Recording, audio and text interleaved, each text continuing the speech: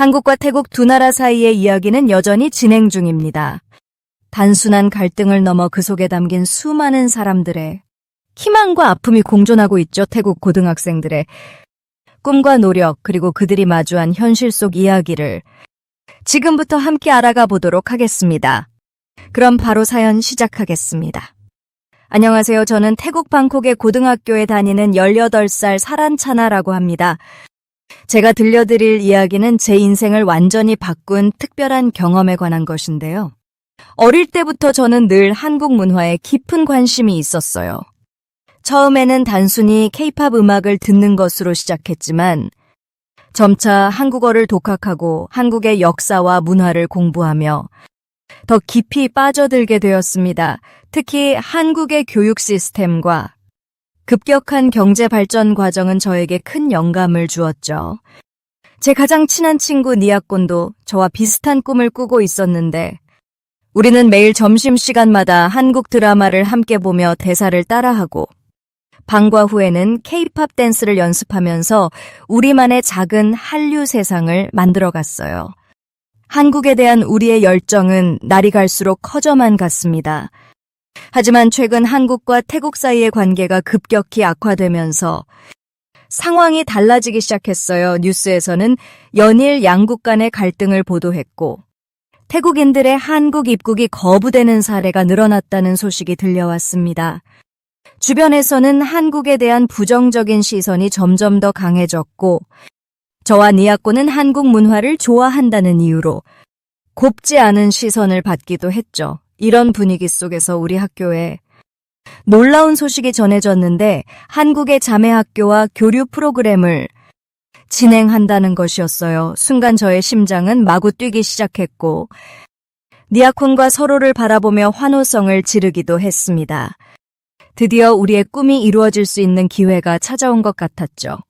하지만 기쁨도 잠시 현실의 벽은 높았습니다. 대부분의 학부모들이 강하게 반대했는데 특히 니아콘의 어머니는 최근 한국 입국을 거부당한 쓰라린 경험이 있으셨기 때문에 더욱 우리를 말렸습니다. 어머니는 방콕의 대기업에서 임원으로 일하시는 분임에도 불구하고 한국 지사와의 중요한 비즈니스 미팅을 위해 한국행을 시도했다가 입국 심사 과정에서 모욕적인 대우를 받으셨다고 합니다. 6개월 전부터 준비한 서류들을 모두 제출했는데도 추가 심사가 필요하다며 수시간을 입국 심사장에서 기다려야 했고 결국에는 불법 체류 가능성이라는 이해할 수 없는 이유로 입국이 거부되었다고 해요. 같이 출장을 간 다른 국적 임원들은 모두 입국할 수 있었는데 자신만 거부당했다는 사실에 큰 상처를 받으셨고 귀국 후 한 달 동안 심적 고통으로 힘들어하셨다고 합니다. 이런 경험 때문에 니아콘의 어머니는 딸을 절대 한국에 보낼 수 없다고 단호하게 말씀하셨습니다. 다른 학부모들의 반응도 마찬가지였어요. 어떤 분은 한국의 입국 심사가 태국인을 차별한다며 분노했고 또 다른 분은 자녀들이 한국에서 부당한 대우를 받을까 걱정했습니다. 심지어 몇몇 학부모들은 교류 프로그램 자체를 취소해야 한다며 목소리를 높였죠. 이때 우리의 구원자가 되어주신 분이 바로 교장 선생님이었는데요. 1990년대 초반 한국으로 유학을 다녀오신 경험이 있는 선생님은 학부모 회의에서 한국의 발전상을 상세히 설명해 주셨어요. 1960년대만 해도 태국보다 GDP가 낮았던 한국이 어떻게 세계 10위권의 경제 대국이 되었는지, 삼성과 현대 같은 세계적 기업들이 어떻게 성장했는지, 한국의 교육 시스템이 어떻게 이런 성공을 이끌어냈는지를 하나하나 짚어주셨습니다. 교장 선생님은 특히 한국의 교육열과 학습 의지를 강조하셨어요.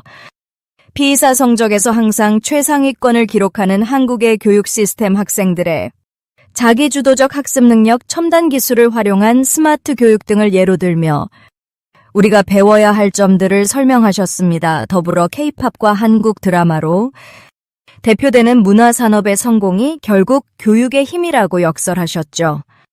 우리 아이들이 한국의 성공 비결을 직접 보고 배워야 합니다.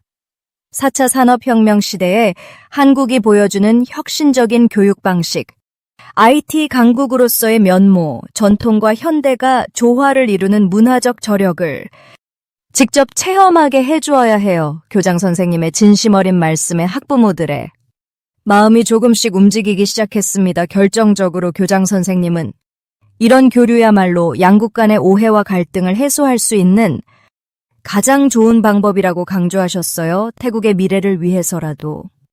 한국의 발전상을 배워야 한다는 교장 선생님의 설득에 결국 학부모들도 동의하게 되었고, 이렇게 우여곡절 끝에 저와 니아꾼을 포함한 10명의 학생들이 한국으로 가게 되었답니다. 드디어 한국행 비행기에 몸을 실었습니다. 설렘과 두려움이 교차하는 복잡한 마음을 안고 6시간의 비행을 마치고 인천국제공항에 도착했어요. 창밖으로 보이는 거대한 공항 건물이 마치 우리를 위협하는 것처럼 느껴졌습니다. 입국 심사대로 향하는 발걸음이 무거웠어요. 니아권의 어머니가 겪은 일이 자꾸 떠올라 심장이 마구 뛰었습니다. 긴 줄을 서서 기다리는 동안 옆에 있던 니아권의 손이 떨리는 것이 느껴졌어요. 우리는 서로의 손을 꼭 잡은 채 차례를 기다렸습니다. 입국 심사대 앞에서는 더욱 긴장감이 고조되었어요. 그 이유는 까다로워진 태국인 입국 심사 때문에. 학생들도 예외가 아니라는 것을 알고 있었기 때문입니다. 제 앞에 있던 친구가 추가 심사를 받으러 가는 모습을 보며 가슴이 철렁 내려앉았어요. 손바닥에 식은땀이 나기 시작했고 심장은 마구 뛰어 귀가 멍멍할 정도였습니다. 마침내 제 차례가 되었는데 심사관은 무표정한 얼굴로 제 여권을 꼼꼼히 확인했어요.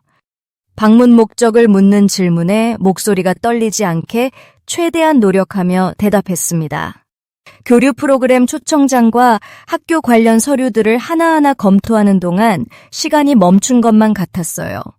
심사관의 표정에서 어떤 힌트라도 얻으려 애썼지만 그는 마스크를 쓰고 있어. 마스크 뒷면의 느낌은 마치 단단한 벽처럼 아무것도 읽을 수 없었습니다. 순간순간 니아콘의 어머니가 겪었던 일이 떠올라 다리가 후들거렸고 혹시 저도 입국이 거부되면 어쩌나 하는 불안감에 손톱이 파고드는 줄도 모르고 손바닥을 꽉 쥐고 있었어요. 다행히도 우리 학생들 모두가 무사히 입국 심사를 통과했습니다. 그제서야 인천공항의 진짜 모습이 눈에 들어왔어요. 긴장이 풀리자 안도의 한숨과 함께 눈시울이 붉어지는 것을 느꼈습니다. 니아콘과 서로 마주보며 웃음을 지었을 때 그 웃음 속에는 우리가 함께 이겨낸 첫 번째 관문에 대한 안도감이 들었어요. 제 눈앞에 펼쳐진 최첨단 시설들과 세련된 인테리어, 깔끔하게 정돈된 공간이 인상적이었는데요. 자동화된 시스템들과 편리한 안내 서비스는 태국의 공항과는 차원이 다르다는 걸 실감하게 했습니다. 입국장을 나서자 자매학교 학생들이 환한 미소로 우리를 맞이해 주었어요. 태극기와 태국 국기를 함께 들고 한글과 태국어로 쓴 환영 플랜카드를 준비해온 모습에 감동받았습니다. 그들의 따뜻한 환대는 입국 심사 때의 긴장감을 순식간에 녹여버렸죠. 첫날 저녁 학교 측에서 특별히 준비한 만찬이 있었습니다. 방콕의 따뜻한 기후와 달리 서울은 일교차가 커서 저녁이 되니 제법 쌀쌀했어요. 이런 날씨를 배려해 우리를 위해 따뜻한 칼국수를 준비해 주었는데 하얀 칼국수 면발에서 피어오르는 보드라운 김이 마음까지 따뜻하게 해주었습니다. 우연히도 우리 또한 태국의 전통 국수인 꾸어이띠오를 준비해 갔는데 두 음식이 묘하게 닮아 있다는 걸 발견했죠. 맑고 깊은 국물 맛은 달랐지만 하얀 면발이 국물에 담겨 있는 모습이 마치 거울을 보는 것처럼 비슷했어요. 각자의 전통과 문화는 달라도 사람들의 마음을 따뜻하게 달래주는 국수의 역할은 어디나 같다는 걸 느꼈습니다. 한국 친구들이. 꾸어이띠여우의 향신료와 허브향에 관심을 보이고 우리는 칼국수의 쫄깃한 식감에 감탄하며 따뜻한 국물에 담긴 면을 먹으며 음식으로 하나가 되는 기분이었습니다. 식사 중에 한국 학생들은 태국 문화에 대해 많은 관심을 보여주었어요. 우리나라의 전통과 현대 문화에 대해 진지하게 묻고 태국어 몇 마디를 배우려 노력하는 모습이 인상적이었습니다. 서로의 학교 생활과 장래 희망에 대해 이야기를 나누면서 거리감은 자연스럽게 사라졌어요. 그날 밤 숙소로 돌아가는 버스 안에서 창밖의 서울 야경을 바라보며 생각했습니다. 입국 심사에서 느꼈던 불안감이 무색할 만큼 한국은 우리를 따뜻하게 품어주었어요. 이제 막 시작된 우리의 한국 생활이 어떤 특별한 순간들로 채워질지 기대감에 부풀었습니다. 다음 날 아침 우리는 본격적으로 자매학교에 교육 프로그램을 체험하게 되었습니다. 학교에 들어서는 순간부터 태국의 학교와는 완전히 다른 분위기에 놀라지 않을 수 없었어요. 모든 교실에 설치된 전자칠판 개별, 태블릿 PC, 그리고 복도마다 설치된 스마트 도서관 시스템은 마치 미래의 학교에 온 것 같은 느낌을 주었습니다. 인상 깊었던 것은 스템 교육실이었는데 스템이란 과학, 기술, 공학, 수학의 약자로 이 과목들을 통합적으로 배우는 교육 프로그램입니다. 태국에서는 아직 이런 수업이 일반화되지 않았는데 한국의 학생들은 이미 일상적으로 이런 수업을 받고 있다는 사실이 놀라웠습니다. 스템 교육실에서는 로봇 프로그래밍 수업이 진행되고 있었어요. 학생들이 직접 로봇을 조립하고 코딩을 통해 로봇을 움직이는 모습은 정말 인상적이었습니다. 태국에서는 대부분의 학교가 아직도 칠판과 교과서 위주의 주입식 교육을 하고 있는데 이런 실습 위주의 수업을 보니 가슴이 먹먹해졌어요. 한국 학생들의 학습 태도도 깊은 인상을 남겼는데 수업 시간에 질문을 던지고 토론하는 모습, 쉬는 시간에도 자발적으로 스터디 그룹을 만들어 공부하는 모습은 태국의 수동적인 학습 문화와는 너무나 달랐어요. 이런 적극적인 학습 문화가 한국의 급속한 발전을 이끈 원동력이었다는 것을 직접 눈으로 확인할 수 있었습니다. 오후에는 한국 학생들과 함께 미래도시 설계 프로젝트에 참여했어요. 환경 문제를 해결하면서도 지속 가능한 발전을 이룰 수 있는 도시를 설계하는 과제였는데 한국 학생들의 창의적인 아이디어와 문제 해결 능력에 깊은 감명을 받았습니다. 그들은 단순히 아이디어를 제시하는 것에 그치지 않고 실현 가능성과 경제성까지 꼼꼼히 따져가며 프로젝트를 진행했어요. 특별했던 것은 한국의 교육이 단순한 지식 전달을 넘어서 미래를 준비하는 방향으로 나아가고 있다는 점입니다. 인공지능, 빅데이터, 사물 인터넷 등 4차 산업혁명 시대에 필요한 기술들을 이미 고등학교 과정에서부터 배우고 있었어요. 반면 태국의 교육은 아직도 과거의 틀에 머물러 있다는 생각에 안타까움을 느꼈습니다. 하루 일과를 마치고 학교를 나서면서 한국의 교육 시스템이 어떻게 세계 최고 수준의 인재들을 배출할 수 있는지 이해할 수 있었어요. 첨단 시설과 혁신적인 교육 방식, 그리고 학생들의 열정이 완벽한 조화를 이루며 시너지를 만들어내고 있었습니다. 이런 교육 환경이 삼성, 현대, LG 같은 세계적인 기업들을 만들어낸 원동력이라는 생각이 들었어요. 또한 인상적이었던 것은 이런 대기업들이 학교 교육과 긴밀하게 연계되어 있다는 점이었는데 학생들은 기업들이 제공하는 최신 기술을 직접 배우고 체험하며 기업들은 미래의 인재를 미리 발굴하고 육성하는 선순환 구조를 만들어내고 있었어요. 태국의 경우 교육과 산업이 별개로 움직이는 것과는 완전히 다른 모습이었죠. 더욱 놀라웠던 것은 한국의 교육이 단순히 기술적인 면만을 강조하는 것이 아니라는 점입니다. 창의성 개발, 문제 해결 능력, 팀워크, 리더십까지 미래 사회에 필요한 모든 역량을 균형 있게 발전시키고 있었어요. 이것이 바로 한국이 불과 60년 만에 원조를 받는 나라에서 원조를 주는 나라로 성장할 수 있었던 핵심 비결이라는 생각이 들었습니다. 태국으로 돌아가면 이런 경험을 바탕으로 우리 학교의 변화도 자네보고 싶다는 생각이 들었습니다. 하지만 현실적인 한계도 깊이 느꼈어요. 태국의 대부분 학교들은 여전히 30년 전과 크게 달라지지 않은 모습이었고 교실마다 선풍기 하나 제대로 작동하지 않는 곳도 많았습니다. 첨단 기자재는커녕 기본적인 교육시설조차 부족한 상황에서 한국의 교육 시스템을 그대로 따라할 순 없겠지만 적어도 미래를 준비하는 교육의 방향성만큼은 배워야 한다고 생각했어요. 더욱 안타까웠던 것은 태국의 교육이 아직도 암기식 주입 교육에 머물러 있다는 점입니다. 선생님들은 교과서 내용을 반복적으로 읽어주기만 하고 학생들은 그저 받아 적기만 하는 수동적인 수업 방식이 대부분이었기에 창의적 사고나 문제 해결 능력을 키우는 교육은 사치스러운 것으로 여겨지고 있었습니다. 이런 교육 환경 속에서 태국의 젊은이들이 급변하는 세계에 어떻게 적응할 수 있을지 걱정이 되었어요. 이날의 경험은 제게 교육의 진정한 의미와 가치를 다시 한번 생각하게 만든 소중한 시간이었습니다. 동시에 태국의 교육이 나아가야 할 길이 얼마나 멀리 있는지도 절실히 깨닫게 해준 순간이었어요.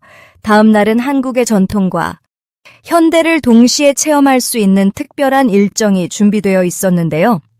우리는 아침 일찍 인사동으로 향했어요. 좁은 골목길마다 전통 공예품점과 한복 가게들이 즐비했고 전통과 현대가 절묘하게 어우러진 분위기가 인상적이었습니다. 인사동 거리를 걷다가 달콤한 향기에 이끌려 호떡을 맛보게 되었어요. 갓 구워낸 호떡의 겉은 바삭하고 속은 부드러운 꿀과 견과류로 가득했습니다. 태국에도 이런 길거리 음식이 있었으면 좋겠다는 생각이 들었어요. 호여리 감자도 인상적이었는데요. 긴 꼬치에 감겨있는 모양도 특이했지만 바삭하면서도 고소한 맛이 특별했죠. 태국의 길거리 음식과는 또 다른 매력이 있었습니다. 오후에는 상암 디지털 미디어 시티로 이동했는데 미래 도시를 연상케 하는 첨단 건물들이 즐비했고 특히 방송사 견학은 놀라움 그 자체였어요. 태국의 방송국과는 비교할 수 없을 정도로 최첨단 시스템이 갖춰져 있었습니다. 고화질 해상도의 카메라, AI 기반의 편집 시스템, 실시간 CG 기술까지 마치 미래의 방송국을 미리 체험하는 것 같았습니다. 태국의 방송 시스템이 아직도 구형 장비들을 사용하고 있다는 것이 새삼 아쉽게 느껴졌죠. 저녁 준비를 위해 상암 월드컵 경기장에 있는 대형마트를 찾았는데 이것도 정말 특별한 경험이었습니다. 태국의 재래시장 문화와는 완전히 다른 체계적이고 현대화된 쇼핑 문화를 체험할 수 있었어요. 신선식품부터 캠핑용품까지 모든 것이 한 곳에 있고 가격 비교도 쉽게 할 수 있는 시스템이 인상적이었습니다. 계산대의 자동화 시스템도 놀라웠어요. 태국에서는 아직도 수기로 계산하는 곳이 많은데 여기서는 디지털화돼 있는 곳과 수기로 계산하는 곳 모두 활발했습니다. 그렇게 우리는 장을 본 후에 난지 캠핑장으로 향했어요. 한강을 따라 조성된 캠핑장의 모습은 도시 속 작은 휴식처 같았습니다. 놀라웠던 것은 캠핑장의 체계적인 시스템이었는데 한국 친구들이 미리 온라인으로 예약을 해두어서 바비큐 시설이 완비된 자리가 우리를 기다리고 있었어요. 텐트나 장비를 직접 가져갈 필요도 없었습니다. 더욱 편리했던 것은 캠핑장 내의 매점이었는데요. 숯, 토치, 목장갑부터 일회용, 접시, 컵까지 바비큐에 필요한 모든 것이 구비되어 있었고 심지어 고기와 음료수까지 판매하고 있어서 사실상 몸만 가도 캠핑이 가능했습니다. 이런 편리한 시스템 덕분에 캠핑이 남녀노소 누구나 즐길 수 있는 대중적인 문화로 자리 잡을 수 있었다는 생각이 들었어요. 태국의 여가 문화는 아직 이런 편의성과의 거리가 한참 멀었기에 이런 시스템이 태국에도 도입되면 좋겠다고 생각했습니다. 해가 저물면서 바라본 서울의 야경은 그야말로 장관이었어요. 한강을 따라 늘어선 빌딩들의 불빛이 물에 반사되어 마치 별들이 강물 위에 떠 있는 것 같았습니다. 바비큐를 준비하면서 야채를 씻으러 수도가로 향했을 때였습니다. 태국어로 이야기하는 소리가 들려와 고개를 돌렸어요. 한 가족이 야채를 씻고 있었는데 무심코 지나치려던 찰나 그들의 표정에서 왠지 모를 쓸쓸함이 느껴졌습니다. 저도 모르게 태국 우리말로 인사를 건네며 간단한 대화로 시작했는데 어느새 고향 이야기로 빠져들어 자연스럽게 깊어져 갔습니다. 그들은 방콕 출신의 초등학생 자녀를 둔 평범한 가족이었어요. 처음에는 태국 음식을 준비하는 향긋한 향신료 냄새에 이끌려 대화를 시작했는데 이야기를 나누다 보니 그들의 사연이 심상치 않다는 것을 알게 되었습니다. 한국에서의 생활이 얼마나 되었냐는 제 질문에 잠시 망설이시더니 말씀을 이어가면서 그들의 숨겨진 이야기가 하나둘 드러나기 시작했어요. 중년 여성분은 떨리는 목소리로 한숨을 내쉬며 조심스럽게 말씀하셨죠. 원래는 관광비자로 한국에 왔다가 코로나19 상황으로 귀국이 어려워져 체류하게 되었고 이제는 비자가 만료된 상태라고 조심스럽게 이야기했습니다. 불법 체류자라는 사실이 알려질까봐 항상 불안에 시달리고 있다는 이야기를 들으며 가슴이 먹먹해졌어요. 말씀하시는 내내 주변을 살피는 그들의 모습에서 일상적인 긴장감이 고스란히 전해졌습니다. 더구나 최근 한국과 태국의 관계가 악화되면서 상황이 더욱 어려워졌다고 합니다. 단속이 강화되어 일자리를 구하기도 힘들어졌고 아이들은 학교도 다니지 못한 채 집에만 머물러야 했죠. 식당 일을 하며 겨우 생계를 이어가고 있지만 언제 단속에 걸릴지 모른다는 불안감에 늘 시달린다고 해요. 한국에서의 새로운 삶을 꿈꾸며 왔는데 현실은 생각보다 훨씬 힘들었다는 말씀에서 깊은 절망감이 느껴졌습니다. 특히 심각한 건 아이들의 상황이었는데요. 학교에 가고 싶어도 갈 수 없고 친구들을 사귀고 싶어도 사귈 수 없는 이야기를 들었을 때 안쓰러웠습니다. 옆에서 조용히 야채를 씹고 있던 아이들의 무표정한 얼굴에서 어린 나이에 겪어야 하는 고통이 느껴졌어요. 불법 체류자의 자녀라는 이유로 교육받을 기회조차 박탈당한 아이들을 보면서 어른들의 선택이 아이들의 미래까지 영향을 미치는 현실에 깊은 생각이 들었습니다. 아이들이 한글을 배우고 싶어도 배울 수 없다는 말에 교육이 특권이 되어버린 현실이 가슴 아프게 다가왔어요. 그럼에도 불구하고 그들은 한국에 대한 희망을 버리지 않았어요. 한국어 자격증 시험을 준비하면서 취업비자로 전환할 수 있는 기회를 모색하고 있다고 했습니다. 밤늦게까지 일하고 난 후에도 한국어 공부를 하며 언젠가는 합법적으로 체류할 수 있는 길을 찾고 있다는 말씀에서 간절함이 느껴졌어요. 아이들에게 한국의 교육 기회를 주고 싶다는 그들의 바람이 가슴에 와닿았습니다. 그들과 헤어지면서 불법 체류라는 문제가 단순히 법적인 문제를 넘어 인간적인 고민이 필요한 사안이라는 것을 깊이 느꼈어요. 동시에 한국-태국 관계 개선이 얼마나 많은 사람들의 삶과 직결되어 있는지도 실감했습니다. 양국 정부가 불법 체류자 문제를 해결하기 위한 제도적 장치를 마련하지 않은 채 단순히 단속과 처벌만을 강화하는 것이 과연 올바른 해결책인지 의문이 들었어요. 특히 코로나19와 같은 특수한 상황에서 발생한 체류자들을 위한 구제 방안이나 오랜 기간 한국에서 살아온 사람들을 위한 합법화 방안이 전혀 논의되지 않는 현실이었죠. 캠핑장의 따뜻한 불빛 아래서 나눈 이야기들은 제게 깊은 울림을 주었고 양국 간의 이해와 화합이 절실히 필요하다는 것을 다시 한번 깨닫게 해주었어요. 캠핑장에서 만난 태국인들과의 대화는 저의 마음을 무겁게 했습니다. 다음 날 아침 경복궁으로 향하는 버스 안에서도 그들의 이야기가 계속 머릿속을 맴돌았어요. 한국과 태국 두 나라의 현실적인 격차를 더욱 절실히 느끼게 되었습니다. 경복궁에 도착해서 웅장한 궁궐을 바라보며 더욱 깊은 생각에 잠겼어요. 600년이 넘는 세월 동안 보존되어 온 궁궐의 모습은 한국의 문화재 관리 수준을 보여주고 있었죠. 특히 전통 건축물이 완벽하게 복원되어 있고 곳곳에 설치된 디지털 안내 시스템으로 역사를 쉽게 이해할 수 있게 한 점이 인상적이었습니다. 반면 태국의 문화재들은 보존 상태가 좋지 않은 곳이 많았고 관리 시스템도 체계적이지 못했어요. 수많은 관광객들 속에서 경복궁을 둘러보며 전통을 지키면서도 현대화를 이뤄낸 한국의 모습에 깊은 감명을 받았습니다. 한국의 발전상은 태국의 현주소와 너무나 달랐어요. 첨단 시설을 갖춘 학교들, 체계적인 대중교통 시스템, 깨끗하게 정비된 거리, 그리고 곳곳에서 느껴지는 질서와 치안까지 태국이 아직 이루지 못한 것들이 너무나 많았습니다. 교육 시스템의 차이는 마음을 더욱 무겁게 했어요. 한국의 학생들이 당연하게 누리는 교육 기회와 시설들이 태국에서는 여전히 먼 미래의 이야기로 느껴졌습니다.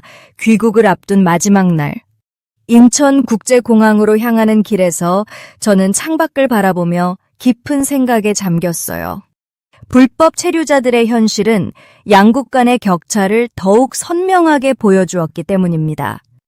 더 나은 삶을 위해 한국을 선택했지만 제도적 한계로 인해 숨어 살아야 하는 그들의 모습에서 우리나라의 현실을 돌아보게 되었어요. 한국은 이미 인력 부족으로 어려움을 겪고 있으면서도 외국인 노동자들의 합법적인 체류를 위한 제도는 여전히 미흡해 보였습니다. 이번 방문은 단순한 문화 교류를 넘어 인생에 큰 깨달음을 주는 소중한 경험이 되었어요. 한국의 발전상을 직접 목격하며 태국이 나아가야 할 방향을 분명히 보았습니다. 하지만 동시에 양국 간의 관계가 악화되면서 생긴 많은 문제들이 가슴 아팠어요. 불법 체류자 문제, 입국 심사 강화, 문화 교류의 단절 등 해결해야 할 과제들이 산적해 있었습니다. 그러나 양국 정부는 여전히 강경한 입장을 고수하고 있었고 언론에서는 부정적인 이야기들만 다루고 있었습니다.